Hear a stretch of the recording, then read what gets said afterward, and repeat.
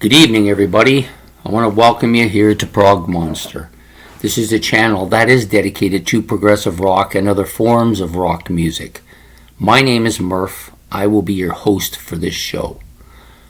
So, we're here with Commonalities Compared. This is a show we do every Sunday night in which my subscriber friend Ben picks two albums from his vast music collection and or to bass players or to drummers or to vocalists or to producers or something of that nature that have something in common with each other. So tonight he's chosen two bands that I like, one of them much more than the other because I've had a longer history with it. We're talking about Jethro Tull, and the other band that we're doing is Gryphon. I do not own any Gryphon albums. They're not easily findable. I've asked around at several of the places I go. None of them have anything. So I probably will have to order them online, which is more money, which means I have to wait until I can get the money together. So anyways, with Gryphon, we have... There's a lot in common here with these two bands. Sorry, I went off on a tangent there. I was going to say something about Gryphon, but... we're going to go off and talk about the two bands. So you have two, I would say, very progressive rock bands here with a kind of at times, a more pastoral sound, medieval sound, almost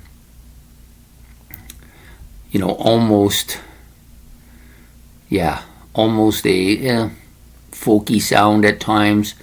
Both bands have evolved over time as well. The Jethro Tull started out as more of a bluesy band, heavy blues, and then evolved into a progressive band and then a hard rock band and have incorporated all those sounds into the music, where Gryphon started out as a very medieval sounding band. Almost, the first album was almost not even rock at all.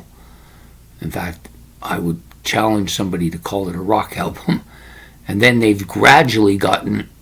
they got more medieval and then more progressive in their nature, even a little bit of folky stuff in their stuff as well. But really well, both albums, of course, both bands, very good lyrics, lots of really quirky stuff with Gryphon, maybe not as quirky with Jethro Tull. You have some great instrumentation and multiple instruments. So with Jethro Tull, you've got all kinds of stuff that you don't normally, which is more than just your usual guitar, bass, and drums that you get from most rock bands.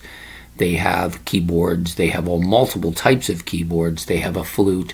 They sometimes use different woodwind instruments, synthesizers at times, both acoustic and electric guitars, multiple acoustic guitars, so lots of stuff. And then you have Gryphon, who I think takes it even further, doing all those same instruments, but also adding like oboes and harps and violins and a whole bunch of other instruments that you don't traditionally get with rock bands, but with them you do. And all very well done too. All the musicianship on both of these bands is very strong.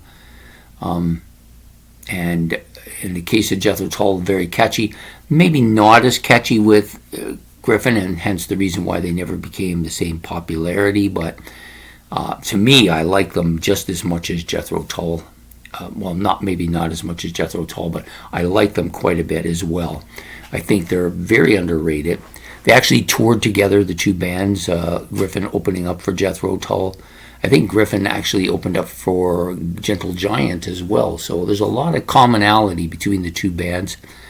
But Gryphon just didn't quite get the break they needed to kind of make that next jump. And they went off the grid for a while. And then after 50 years of being off the grid, they came back with an album. And Jethro Tull was the same. They were off the grid for over 20 years before they came back with two albums. So a little bit of similarities in the two bands.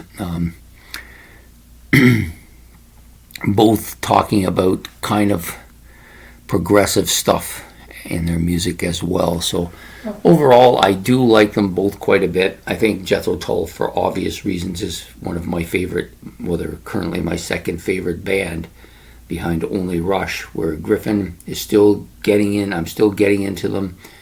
And I suspect that when I start collecting their albums, I will want them all. Because I've heard all of them. I did a listening thing on them and heard them all, and I like them all quite a bit. The earlier ones more than the later ones, but still like them all. And yeah, I can see myself really pursuing this band. And so this is an excellent comparison between two bands that have a lot in common, Jethro Tull and Gryphon. Okay, so having said all that, I hope you've enjoyed this episode of Commonalities Compared. I thank Ben for his choices tonight. Very interesting choices, and we will be talking more about Gryphon for sure in the future, and Jethro Tull as well. I've gone through just about all the Jethro Tull things, getting close to a ranking time, I think. Probably within the next half year I will do a ranking of the vast Jethro Tull discography. And then Gryphon, I believe, has 7 or 8 albums, so eventually we'll collect all them as well. So I hope you've liked this episode. If you have, please hit the like and subscribe buttons. Those are most appreciated. And if you want to hit the notification bell so you don't miss any episodes, you can do that by hitting the bell above my head. And don't forget to leave your comments in the comment section below. If you have anything to say about Jethro Tull or Gryphon or anything I've said, you can do that as well. So we will see you next Sunday night for another episode of Commonalities Compared. So have yourself a good night and take care and goodbye.